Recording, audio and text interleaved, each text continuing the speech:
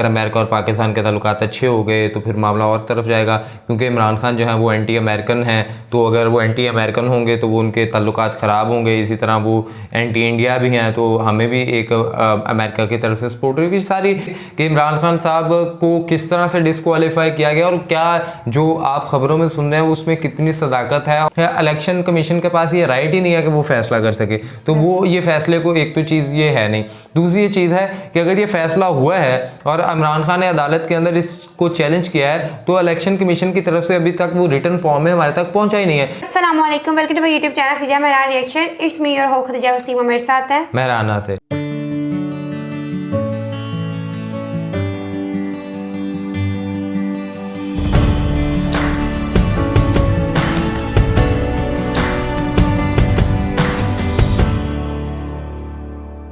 नाज़रीन जी, इमरान खान साहब को डिस्क्वालीफाई किया गया और वो शायद अब अगले प्राइम मिनिस्टर नहीं बन पाएंगे, लेकिन इस हवाले से पाकिस्तान में बहुत ज़्यादा प्रोटेस्ट हो रहे हैं, एहतजाज हो रहा है और इंडियंस इस हवाले से बहुत एक खुशी मना रहे हैं जी कि बस जी अब तो हमें तो बड़ा फ़ायदा हो गया जी कि अब तो जो है मतलब ना नुकसान हो गया है कि अगर अब प्राइम मिनिस्टर नहीं आएगा, वो अमेरिका को नहीं बोलेगा तो इनके ताल्लुकात अच्छे हो जाएंगे, जो इंडिया के लिए गलत चीज़ है। अगर अमेरिका और पाकिस्तान के ताल्लुकात अच्छे हो गए तो फिर मामला और तरफ जाएगा, क्योंकि इमरान खान जो है वो एंटी अमेरिकन हैं। तो अगर वो एंटी अमेरिकन होंगे तो वो उनके ताल्लुकात ख़राब होंगे। इसी तरह वो एंटी इंडिया भी हैं, तो हमें भी एक अमेरिका की तरफ से सपोर्ट होगी सारी कुछ रूमर्स हैं और इनको आज हम बताएंगे कि इमरान खान साहब को किस तरह से डिस्क्वालीफाई किया गया और क्या जो आप खबरों में सुन रहे हैं उसमें कितनी सदाकत है और उसके बैक बिहाइंड क्या चीज़ें हैं। और ये फैसला ये इमरान खान साहब के हक़ में ही है, उनके ख़िलाफ़ नहीं है कि इमरान खान साहब बनेंगे। और ये सारी कुछ चीज़ें वीडियो के बाद आपको बताने की तरफ चलते हैं, लेकिन उसकी तरफ जाने से पहले अगर आपने हमारा चैनल नहीं सब्सक्राइब किया तो सब्सक्राइब चैनल और बेल आइकन ऑल प्रेस कीजिए। तो आइए चलते हैं, देखते हैं। अभी बात कंफर्म हो चुकी है कि इमरान खान बहुत ही लंबे समय तक पाकिस्तान के प्रधानमंत्री नहीं बन पाएंगे। इस पर रिसेंटली आपने न्यूज सुनी होगी कि पाकिस्तान के इलेक्शन कमीशन ने डिस्क्वालीफाई कर दिया है इमरान खान को इलेक्शन में खड़ा होने से ही 5 साल तक। और जैसे ही ये न्यूज सामने आई है ना, पाकिस्तान में आज के समय आप अगर देखोगे तो हर जगह प्रोटेस्ट हो रहे हैं, हर जगह लोग बाहर निकल रहे हैं। जो इनके मोटरवे हाईवेज हैं ये बिल्कुल ब्लॉक कर दिए गए हैं। और इमरान खान ने, ये होता है देखो एक सेल्फिश लीडर, इमरान खान ने खुद अपनी जनता को कहा है कि बाहर निकलो, सड़कों पे आ जाओ, प्रोटेस्ट करो मेरे लिए, मैं इलेक्शन नहीं लड़ पाऊंगा। यहाँ पे आप देख पाओगे एक सेल्फिश लीडर का जो मैसेज है कैसा होता है। घर बैठने का वक्त चला गया। पुरानी वीडियो है, मैं आज आप सबको अपील कर रहा हूं कि आपको निकलना पड़ेगा, आपको जद्दोजहद करनी पड़ेगी। आपको ये जो फैशिस्ट निजाम है, जो ये खौफ तारी कर रहे हैं, ये खौफ के बुत को तोड़ना पड़ेगा और इंशाअल्लाह तभी हमारा अल्लाह इस मुल्क को हकीकी आजादी देगा। पाकिस्तान जिंदाबाद। तो इमरान खान यहाँ पर अपने लोगों को कह रहे हैं कि खौफ के बुत को तोड़ना होगा। मुझे कभी समझ नहीं आया कि ऐसी लैंग्वेज ये क्यों यूज करते हैं, does not make any sense. खैर मैं बस आपको ये बता दूं कि पाकिस्तान की एक बहुत ही बड़ी पॉपुलेशन है जो इस वक्त इमरान खान का सपोर्ट कर रही है। और आप जान के हैरान होंगे, इंडिया में देखो हम बड़े कंसर्न है कि यूएसए ने F-16 फाइटर जेट की जो डील है ये अब ऑफिशियली अप्रूव कर दिया पाकिस्तान के लिए। हाल ही में यूएसए के पार्लियामेंट पर वोटिंग हुई कि क्या हमको पाकिस्तान के F-16 का जो मेंटेनेंस पैकेज है ये अप्रूव करना चाहिए, नहीं अप्रूव करना चाहिए। और इन दी एंड यूएसए में वोटिंग के बाद इन्होंने कहा कि बिल्कुल इसको अप्रूव कर दो। मैं देख रहा था पाकिस्तान में कोई भी आदमी नहीं था जो इस बात को लेकर खुश था। सब लोग एक्चुअली माइंड में ये सोच रहे हैं कि ये शुरुआत है यूएसए के टेक ओवर की और पाकिस्तान अब वापस पाकिस्तान को वो दिन देखने होंगे जब यूएसए पाकिस्तान की सरकार को कंट्रोल करेगा, सब कुछ बेसिकली यूएस अप्रूव करेगा और फिर इन द फ्यूचर आगे जाकर पाकिस्तान को काफी ऊट पटांग काम भी करने होंगे यूएसए के लिए और इन दी एंड इसका लॉस पाकिस्तान के आम आदमी को होगा। अब ये तो मैंने आपको बात बता दी कि अभी के लिए करंट सिचुएशन क्या है, मगर आप जरूर यहाँ पर क्वेश्चन पूछेंगे कि ऐसा क्या हो गया कि अचानक से पाकिस्तान के इलेक्शन कमीशन ने 5 साल के लिए इमरान खान को डिस्क्वालीफाई कर दिया। इसका रीजन जानना बहुत ही इंटरेस्टिंग है। केस है यहाँ पर करप्शन का। देखो इमरान खान पे आरोप ये लगा है कि इन्होंने तोशा खाना के जो गिफ्ट थे ये बेच दिए और इसलिए इसको कहा जाता है इमरान खान तोशा खाना करप्शन केस। तोशा खाना बेसिकली होता क्या है ये जानो। ये आपके सामने जी वेबसाइट है भारत के विदेश मंत्रालय की। यहाँ पर देखो लिखा गया है gifts received in Toshakhana. Toshakhana एक पर्शियन वर्ड है, इसका मतलब होता है एक ऐसी जगह जहाँ पे अपने गिफ्ट्स आप स्टोर करते हो। दुनिया भर के कंट्रीज में जो भी पीएम प्रेसिडेंट हैं उनको लगातार गिफ्ट मिलते रहते हैं। वो बाहर जाते हैं, सऊदी अरेबिया गए, यूएसए में गए, यूएस प्रेसिडेंट से मिले तो कुछ ना कुछ उनको गिफ्ट मिलते रहते हैं। फॉर एग्जांपल के लिए मैं आपको दिखाऊं, ये 2015 का आपके सामने ये आर्टिकल है।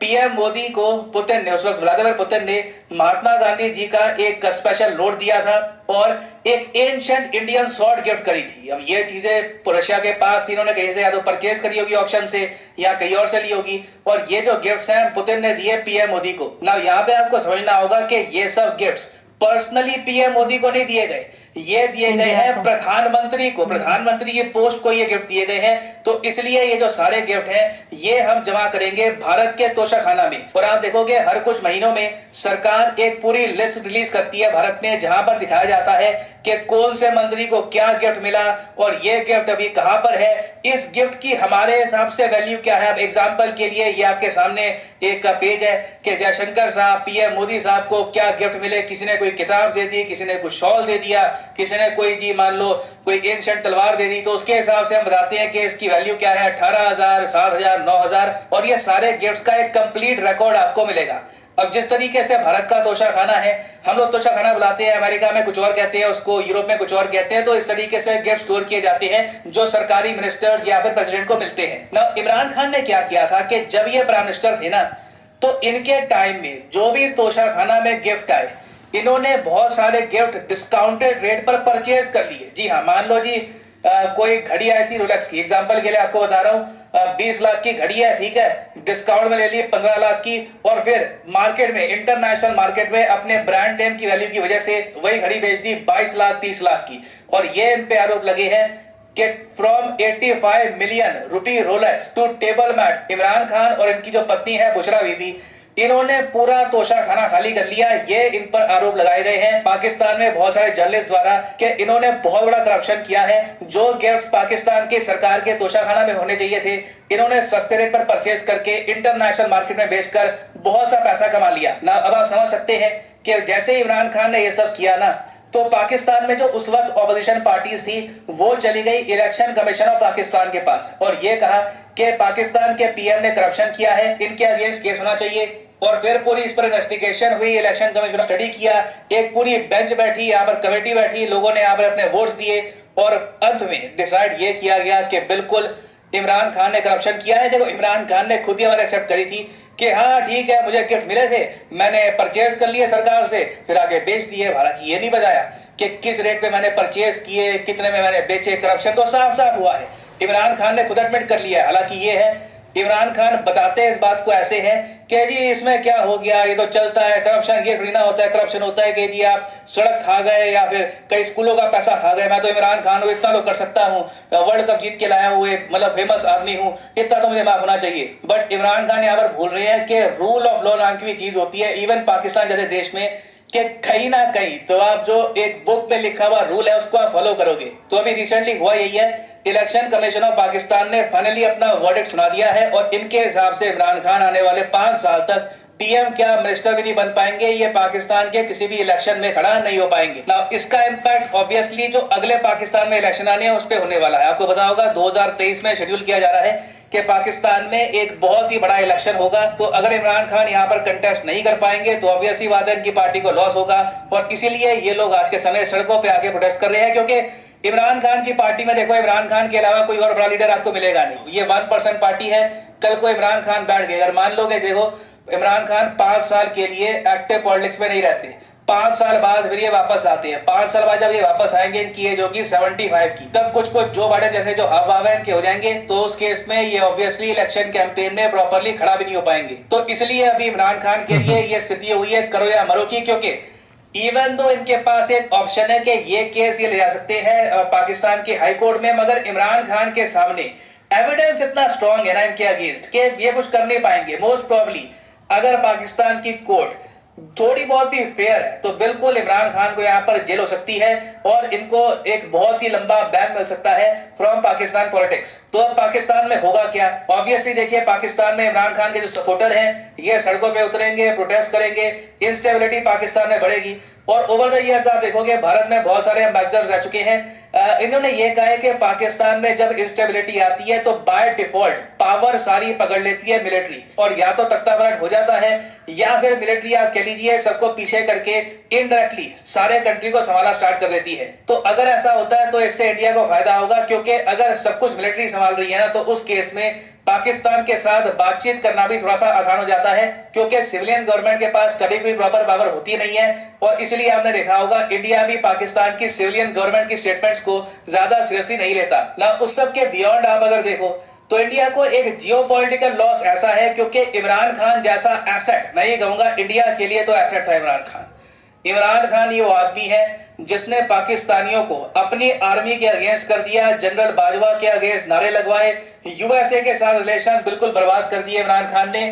गोल्डन एरा था इंडिया के लिए in terms of international relations, और मेरे हिसाब से अनफॉर्चुनेट है इंडिया के लिए कि अब इमरान खान वापस पावर में नहीं आ पाएंगे, क्योंकि आप खुद ही समझ सकते हैं एक stronger Pakistan US relation India के इंटरेस्ट में बिल्कुल भी नहीं है। चाहे एक बार को आप कह सकते हैं हम अब बहुत स्ट्रांग हो गए हैं, हमारी इकोनॉमी है बहुत स्ट्रांग है, हमारे पास बहुत ऑप्शंस है, ये आपस में कुछ अगर पार्टनरशिप बिल्ड कर भी लेते हैं तो उसका डायरेक्ट इंपैक्ट हम पे आता नहीं है, मगर कहीं ना कहीं देखिए एक डिस्ट्रैक्शन बहुत बड़ा है हमारे लिए। अब पाकिस्तान के जो F-16 फाइटर जेट है, चाहे उससे पाकिस्तान इंडिया कब्जा नहीं पाएगा, मगर एक हमें उस पर फोकस करना पड़ेगा, उसका एक काउंटर ढूंढना पड़ेगा, वहां पे हमारा पैसा रिसोर्सेज जाएंगे। तो इंडिया के लिए बेस्ट केस सिनेरियो ये था कि anti US Imran Khan power में रहते, और उससे देखिए क्या होता है कि इंडिया की जो इंपॉर्टेंस है यूएसए के लिए ये भी काफी हद तक बढ़ती, चाइना को काउंटर करने के मामले में। It was a dream scenario for India. तो डेफिनेटली मैं कहूंगा भारत के लिए बहुत बड़ा लॉस है कि इमरान खान अब पीएम नहीं बन पाएंगे आने वाले 5 साल तक तो एटलीस्ट। नाउ फाइनली यहाँ पे मैं आपसे एक क्वेश्चन पूछूंगा। क्वेश्चन यहाँ पर यह है कि हाल ही में किस कंट्री को हराकर इंडिया ने जीता है क्रिकेट विमेंस एशिया कप 2022? ये है यहाँ पे आपकी ऑप्शन, पाकिस्तान, श्रीलंका, हांगकांग या फिर बांग्लादेश। ये टॉपिक बहुत न्यूज में था, कमेंट सेक्शन में सब लोग करो आंसर। सही आंसर मैं आपको दूंगा वीडियो के अंत में। और हाँ, क्या कहती है तीजा? पहली बात कि वो वीडियो पुरानी थी, बहुत पुरानी थी, इवन उन्होंने रात को खुद कहा था कि ऐसा प्रोटेस्ट वगैरह मत करें। और दूसरी बात, अगर आप एक इंसान को पढ़ा रहे हो ना कि उसने तोशाखाना में करप्शन किया है, तो जो पहले गए हैं इनके केसेस कहाँ गए? बारी बारी इनके केसेस खुद ही खत्म होने लग पड़े। ऐसा कैसे हो सकता है? केस चल रहा है दीजा, एक चीज मैं थोड़ी सी चीज बता दूं कि देखिए तोशाखाना में जब भी कोई चीज़ आती है ना, कोई आपको बाहर का कोई आपकी डेजिग्नेशन को देता है, तो आपके रूल में एक होता है कि आप उसको 20% उसकी कीमत दे दें, क्योंकि आप एक प्राइम मिनिस्टर हैं तो आपको कम से कम इतनी तो छूट होनी चाहिए कि आप होगे। तो अगर वो 10 लाख की घड़ी है तो आपको उसके ऊपर मतलब अगर 1 करोड़ की घड़ी है तो आप उसको 20 लाख में खरीद सकते हैं। इतनी परसेंटेज की लिवरेज होती है कि आप ये इतनी % तक की खरीद सकते हैं। लेकिन इमरान खान ने अगर कहा कि अगर 1 करोड़ की चीज़ है तो उन्होंने 50% में मतलब 50 लाख में वो चीज़ खरीदी है। एक चीज़ तो ये। दूसरी चीज़ ये कि अभी पाकिस्तान के हाई कोर्ट के अंदर, इस्लामाबाद के अंदर, ये इनकी जो आज थी एक बेंच था, वो उन्होंने समाप्त किया। उन्होंने कहा जी पहले नंबर पे बात है कि इलेक्शन कमीशन के पास ये राइट ही नहीं है कि वो फैसला कर सके, तो वो ये फैसले को, एक तो चीज़ ये है नहीं। दूसरी ये चीज़ है कि अगर ये फैसला हुआ है और इमरान खान ने अदालत के अंदर इसको चैलेंज किया है, तो इलेक्शन कमीशन की तरफ से अभी तक वो रिटर्न फॉर्म में हमारे तक पहुँचा ही नहीं है। ये सिर्फ एक बात ही हुई है कि जी नाअहल कर दिया गया, कोई हमारे पास तो बना। जब उनसे पूछा गया जी कि क्यों नहीं बना गया, तो मिला जी कि अभी उसके ऊपर सिग्नेचर नहीं किए, अभी वो टाइप नहीं हुआ, अभी कुछ नहीं हुआ। सो इस बुनियाद पे इमरान खान साहब को 3 दिन के अंदर अंदर उन्होंने यकीन दहानी कराई है कि हम इस इशू को सॉल्व करते हैं। और रही बात कि ये भी सुनने में आया कि इमरान खान साहब को सिर्फ 2018 से 2023 के जो 5 साल का टेन्योर था, इस टेन्योर के लिए नाअहल किया गया है कि वो अगले अगले जब तक इलेक्शन नहीं होते तब तक वो नाअहल है। लेकिन जैसे ही 2023 के बाद इलेक्शन होते हैं या 2023, तो वो उसमें इलेक्शन लड़ सकते हैं। बल्कि अभी भी जो ज़िमनी इलेक्शन, जहाँ पे कुछ सीट्स पे अभी इलेक्शन होना बाकी है, और वहाँ पे इमरान खान साहब ने खुद को अनाउंस किया हुआ कि मैं जहाँ पे भी अब इलेक्शन हो रहा है, मैं हर सीट से खुद इलेक्शन लड़ूंगा, और मेरे मुकाबले में कोई भी जमात का कोई भी बंदा आ जाए, इवन तो शहबाज शरीफ साहब आ जाए खुद, तो आगे मेरे साथ इलेक्शन लड़ लें। तो वो अभी भी कुछ जगह पे इलेक्शन होने हैं और वहाँ पे वो इलेक्शन लड़ेंगे। ये अभी आज की जो अपडेट है इसके ऊपर, एक तो ये है। दूसरा ये चीज़ है कि इमरान खान साहब ने तकरीबन 8 नशिस्तों के ऊपर इलेक्शन लड़ा था, जिनमें 6 पे वो जीत चुके हैं। और 2 पे बाकी है। तो अब ये देखें कि जहाँ पे इमरान खान साहब की इतनी ज़्यादा पॉपुलैरिटी है तो उसको किसी ना किसी तरह से सर्व करने की कोशिश की जा रही है, उसे किसी ना किसी तरह गिराने की कोशिश की जा रही है। ऐसे में अभी पाकिस्तान के अंदर एक और बड़ा अफसोसनाक वाक़या पेश है कि एक अरशद शरीफ रिनाउंड इन्वेस्टिगेटिव जर्नलिज्म करते थे और वो जो हैं वो मतलब अपने आप में एक उनका नाम था, लेकिन वो पहले उन्हें मतलब उनके लिए मुल्क में कुछ इस तरह की चीज़ें होती गई कि उन्हें ये मुल्क छोड़ के दुबई जाना पड़ा और फिर दुबई से उन्हें डिपोर्ट करवाने की कोशिश की गई। तो फिर वो वहाँ से केनिया चले गए और केनिया के एक शहर नैरोबी के अंदर वो ट्रैवल कर रहे थे और उन्हें हेडशॉट पे गन मार के हेडशॉट कर दिया गया और वो जो है वो डेड हो गए। और अभी जो लेटेस्ट इस हवाले से पता चल रहा है जी कि वो जो है कोई हमारी मिस्टेक थी, नैरोबी गवर्नमेंट कह रही है, जो भी है।